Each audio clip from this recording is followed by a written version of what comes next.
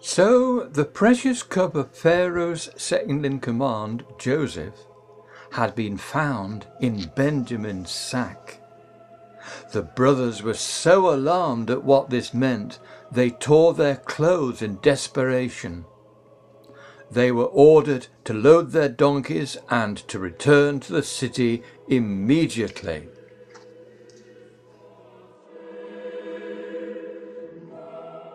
"What is this you have done?" said Joseph angrily. "What can we say to my lord?" Judah replied. "What can we say? How can we prove our innocence?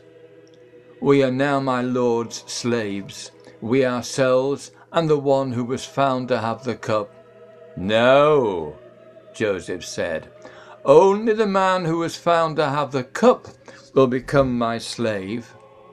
The rest of you go back to your father." Then Judah went up to him and said, "Pardon your servant, my lord. Let me speak a word to my lord. Do not be angry with your servant, though you are equal to Pharaoh himself. The one you wish to keep as your slave was born to our aged father in his old age. His brother is dead, and he is the only one of his mother's sons left, and his father loves him. If he cannot return home, his father will die. We cannot return without him.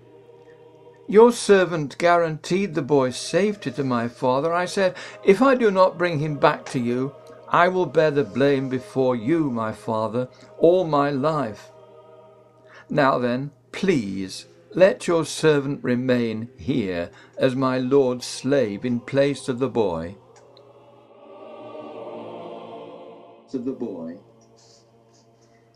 Joseph could no longer control himself before all his attendants, and he cried out, "Make everyone leave my presence." And he began to weep so loudly that the Egyptians heard him, and Pharaoh's household heard about it. At last he said to his brothers, "I am Joseph. Is my father really still living?" His brothers were struck dumb. They were terrified. Joseph said to his brothers, "Come close to me." They came, and Joseph said, "Do not be distressed. Do not be angry with yourselves for selling me here. It was not you who sent me here, but God. He made me father to Pharaoh so that I could help you. Now, hurry back to my father. Tell him about all the honor accorded me in Egypt and about everything you have seen, and bring him down here quickly."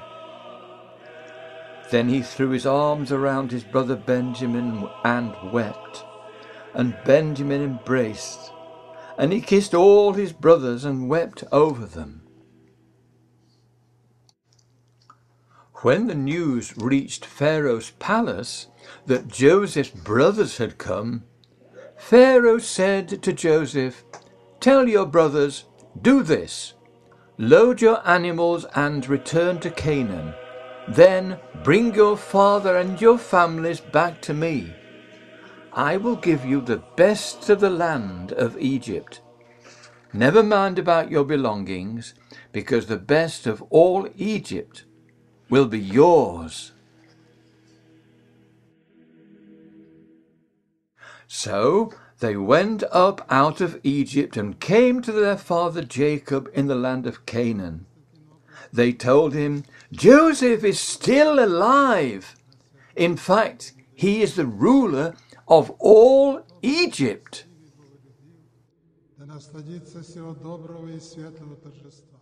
Jacob was stunned. He did not believe them. But when they told him everything Joseph had said to them, and when he saw the carts Joseph had sent to carry him back, the spirit of their father Jacob revived.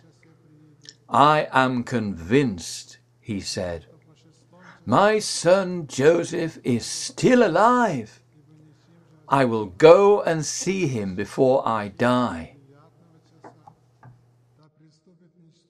Joseph prepared his chariot and rode out to meet his father. The two of them embraced each other and wept.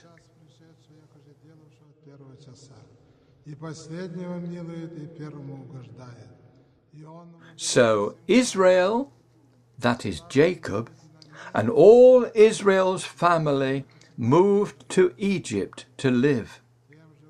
They and their future descendants became known as Israelites, the people of Israel.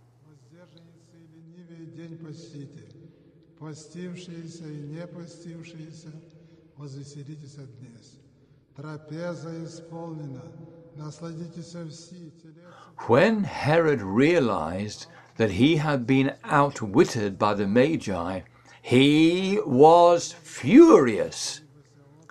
His first plan was foiled, but he had another, more deadly plan to get rid of this Messiah once and for all.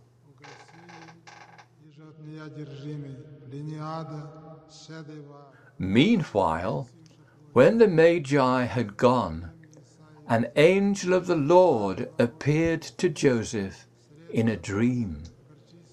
"Get up," he said, "take the child and his mother and escape to Egypt.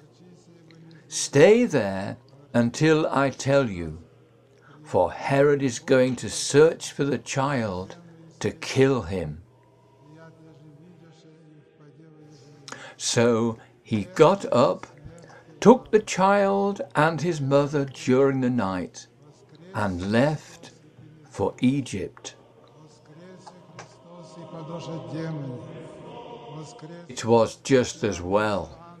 Back in Bethlehem, soldiers were ordered to go from house to house looking for any boy under 2 years old. Every one of them they killed. Not one was left alive. After Herod died, an angel of the Lord appeared in a dream to Joseph in Egypt and said, "Get up, take the child and his mother, and go to the land of Israel, for those who were trying to take the child's life are dead." So he got up, took the child and his mother, and went back to the land of Israel. Having been warned in a dream, he went and lived in a town called Nazareth. Time passed, and when Jesus was 12 years old, Joseph and Mary took him to Jerusalem for the festival of the Passover.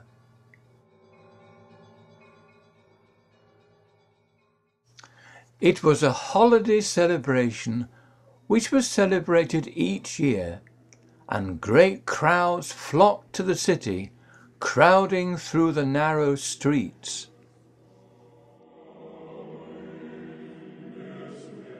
After the festival, everyone began to return home.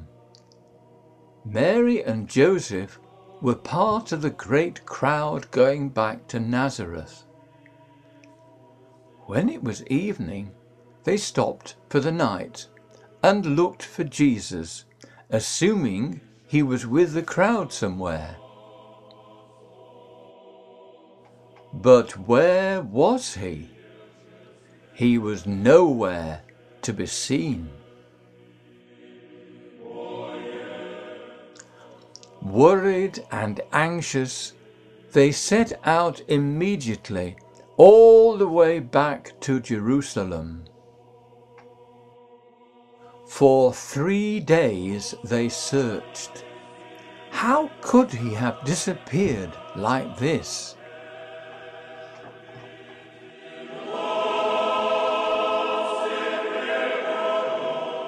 Then they went into the temple, and there he was, listening to the words of the teachers of God's law. "We have been worried sick looking for you all over the city. You've been gone 3 days. Why have you treated us like this?" said his mother.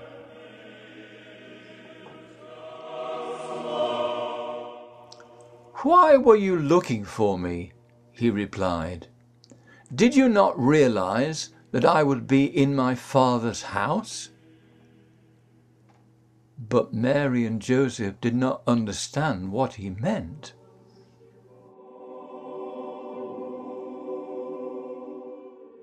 However, Jesus went down to Nazareth with them and was obedient to them.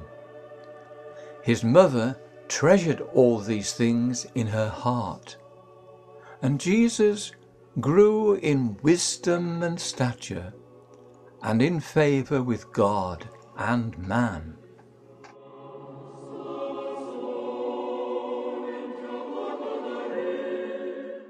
Questions.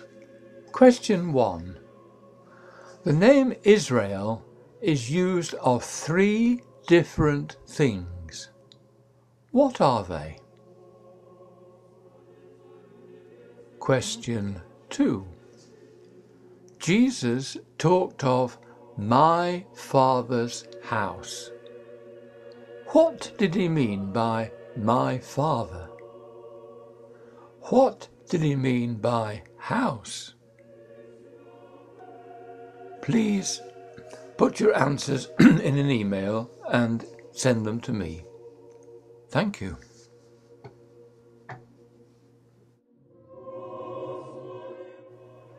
Practical 1.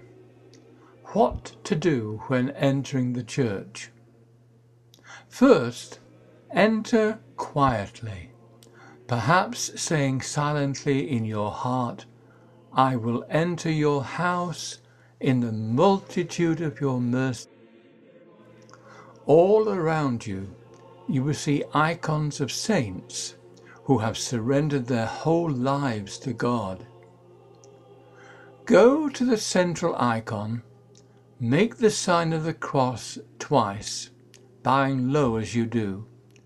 Reverently kiss the bottom corner of the icon and make the sign of the cross a 3rd time. Finally, place a candle in the tray with the other candles. Venerating an icon like this is a sign that you too are prepared to surrender your whole life to God, just like the saints around you.